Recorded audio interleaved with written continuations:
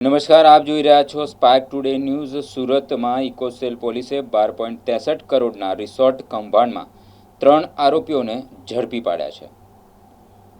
રોસિયા hill resort અને adventure પાર્કના નામે 12,63,19,000ની છેતરપિંડી કરનાર 3 આરોપીઓની ધરપકડ કરવામાં આવી છે। પકડાયેલા આરોપીઓમાં ખુશમનભાઈ રેવાશંકર પટેલ, પુનિતાબેન ખુશમનભાઈ પટેલ અને સ્મિત ખુશમનભાઈ પટેલનો સમાવેશ થાય છે। આરોપીઓ એક જ પરિવારના સભ્યો છે અને તેમાં પિતા, પુત્ર, પત્ની સાથે મળી લોકો સાથે કરોડોની છેતરપિંડી કરી છે। આરોપીઓએ લક્કડકોટ, મહારાષ્ટ્ર ખાતેથી જમીન પર રોસિયા હિલ રિસોર્ટ અને જલસા બાર એન્ડ રેસ્ટોરન્ટ પ્રોજેક્ટનું આયોજન કરવાનું કહી ભાગીદારો પાસેથી કરોડોનું રોકાણ કરાવ્યું હતું।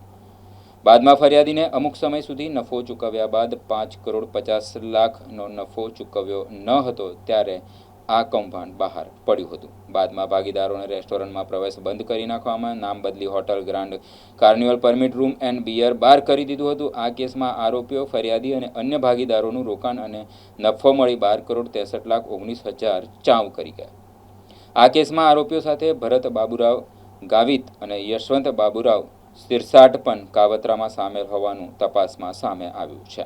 ફરિયાદી શ્રી ચંદ્રેશભાઈ લાકડાવાલાએ મહારાષ્ટ્રના લક્કડકોટ ખાતે આવેલ વિસ્તારમાં જલસાબાર નામનું અને રોસિયા રિસોર્ટ તરીકે એક પ્રોપર્ટીમાં પોતે ભાગીદાર તરીકે રોકાણ કરેલું હતું અને આ રોકાણ કર્યા બાદ એમણે જે ભાગીદારો સાથે રોકાણ કરેલું હતું એ રોકાણ અનુસંધાને તેઓને તેમના અન્ય ભાગીદારો તરફથી કોઈપણ પ્રકારનું વળતર વગેરે મળવાનું બંધ થઈ ગયું।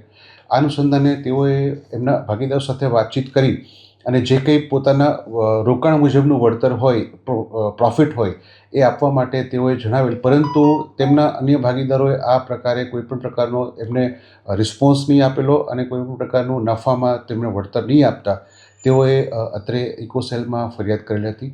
જે અનુસંધાને સરબતપુરા ખાતે ગુનો નોંધી આરોપી વિરુદ્ધ તપાસ કરતા આરોપીઓ ખુશમન પટેલ અને અન્ય તેમના પરિવારના 2 સભ્યોને અમે ધરપકડ કરેલી છે। તેમના પત્ની પણ ધરપકડ કરવામાં આવેલ છે અને આગળની કાર્યવાહી ચાલુ છે। કઈ રીતની લાલચ આપવામાં આવતી ઊંચા વ્યાજની? તેમને વળતરની લાલચ આપવામાં આવેલી હતી કે અમારું આ જે બાર છે તે ત્યાં ખૂબ સારી રીતે હાલ ચાલી રહ્યો છે અને તમે એમાં જો રોકાણ કરશો તો ભવિષ્યમાં તમને ખૂબ સારું વળતર મળશે।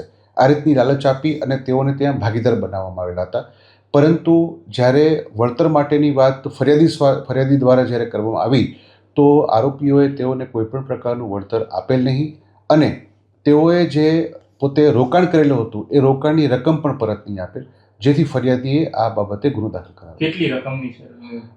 કુલ રકમ 12 કરોડ જેવી થાય છે। તેમનું રોકાણ અને વળતર સાથેની કુલ રકમ 12 કરોડ જેવી થાય છે।